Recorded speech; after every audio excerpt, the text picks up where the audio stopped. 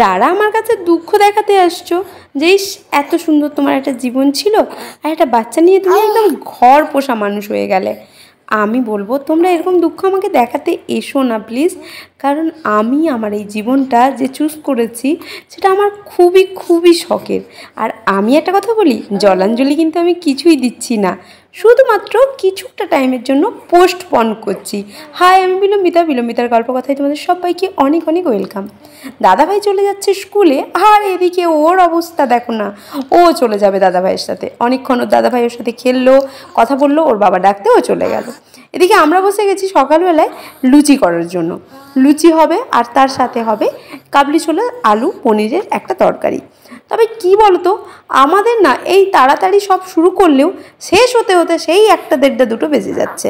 কারণ ওই যে মায়ের দোকান, মাকে বারবার চলে যেতে হচ্ছে, আর নাহলে বাবু কাঁদছে, আমাকে চলে যেতে হচ্ছে।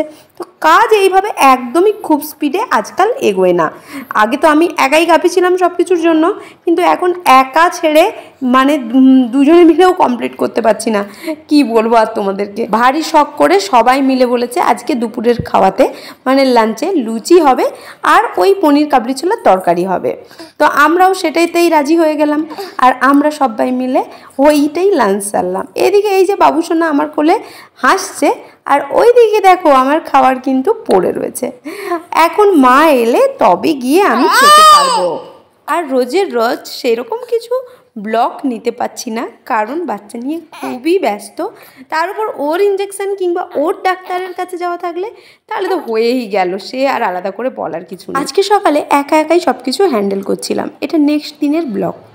মারা গিয়েছে একটু কলকাতায়, মা আর বাবা দুজনেই চলে গেছে, তো আসবে না, তো আমাকেই সব কিছু হ্যান্ডেল করতে হবে। এদিকে ডিম সয়াবিন দিয়ে তরকারি হয়েই গেছে, সে একদম সাত সকালে। আর এখন না মাছ নিয়ে এসেছে, তো ওটাই আমি সরষা বাটা দিয়ে করে দিচ্ছিলাম আর কি। যতটা শর্টে হয় ততটা শর্টে আজকাল রান্না করার চেষ্টা করি। আর দেখতেই পাচ্ছ ও কোলে কোলে থাকতে চায়, একটু ঘুমোলে তবে গিয়ে আমি একটু ছাড় পাই।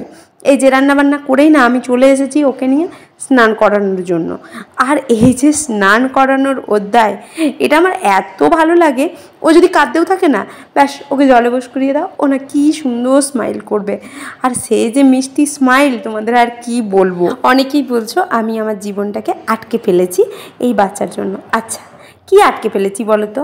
এটা তো আমরা চুজ করেছি, আর এটা তো আমরা আনন্দে চুজ করেছি, তাহলে আটকে ফেলার কি হয়ে গেল? তবে হ্যাঁ, এইটা বলতে পারি, জলাঞ্জলি দেইনি।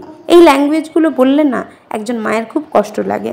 শুধুমাত্র আমরা কিছুটা সময়ের জন্য আটকে দিয়েছি আমাদের পরিকল্পনা। আমাদের বলবো না, আমার পরিকল্পনা। আর সত্যি কথা বলতে গেলে মায়ের দায়িত্বই অনেক বেশি থাকে, বাবার দায়িত্ব কি অতটা বেশি থাকে? থাকে না। যাই হোক, আমার এটা বলার কারণ ছেলেদেরকে ছোটো করা নয়, মেয়েদেরকে বড় করে দেখানো নয়। আমার এই সব বলার কারণ হলো যে ভুল ধারণাগুলো মনের ভিতরে রাখছো, তাতে আমাদেরও মানসিক কষ্ট হয়। আমি সব বুঝি, আমি খুব শক্ত, এটা ব্যাপার না। অনেক সময় কি হয় জানো, এই কথাগুলোই মনোবল ভেঙে দিতে সাহায্য করে। তাই প্লিজ আমি তোমাদেরকে বলবো, এই সব কথাগুলো না আমার সামনে এসে আগে থেকে আর বলবে না। আমি কিছুই পরিকল্পনা শেষ করে দিচ্ছি না, কিংবা নিজের ভবিষ্যৎ নষ্ট করে দিচ্ছি না। হতে পারে ভবিষ্যৎ তৈরি করছি, কি একই তো ব্যাপার। যাই হোক, আমি বেশি যদি জ্ঞানের কথা বললাম তাহলে সরি, কিন্তু আসলে আমারও একটু কষ্ট লেগেছে কথাবার্তাতে, বুঝলে কি না? যাই হোক, ভিডিও ভালো যদি লাগে অবশ্যই চ্যানেলটাকে সাবস্ক্রাইব করে পাশে থেকো। আর ভিডিও ভালো না লাগলেও বলো কমেন্টে, কিভাবে নতুন আরও ভালো ভিডিও বানানো যায় তার চেষ্টা করব। এখন রাত 10টা, আমি বিছানা গুছিয়ে শোয়ার জন্য রেডি হচ্ছি।